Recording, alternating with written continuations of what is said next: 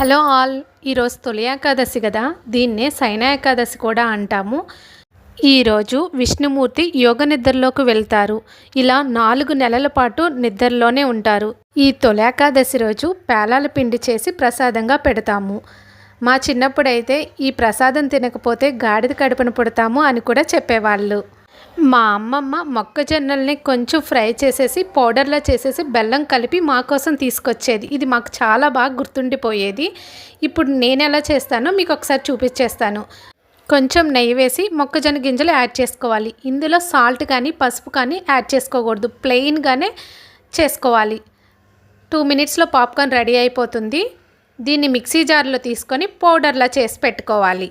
ఈ మొక్కజొన్న పిండిలో సరిపడా బెల్లం వేసుకొని మిక్స్ చేసుకోవాలి. కావాలంటే మిక్సీ జార్లోనే వేసుకొని ఒకసారి బ్లెండ్ చేసుకోవచ్చు. తొలి ఏకాదశి ప్రసాదం రెడీ అయిపోయింది. ఇందులో మేము వేరే ఏమీ వేయం, జీడిపప్పు అలాంటివి ఏమీ యాడ్ చేయం. జస్ట్ ప్లెయిన్గా ఇలా ప్రిపేర్ చేస్తాము. అందరూ ఆయుర ఆరోగ్యాలతో సుఖ సంతోషాలతో కలిగి ఉండాలని మనస్ఫూర్తిగా కోరుకుంటూ మీ సత్యజన్ను. అందరికీ తొలి ఏకాదశి శుభాకాంక్షలు.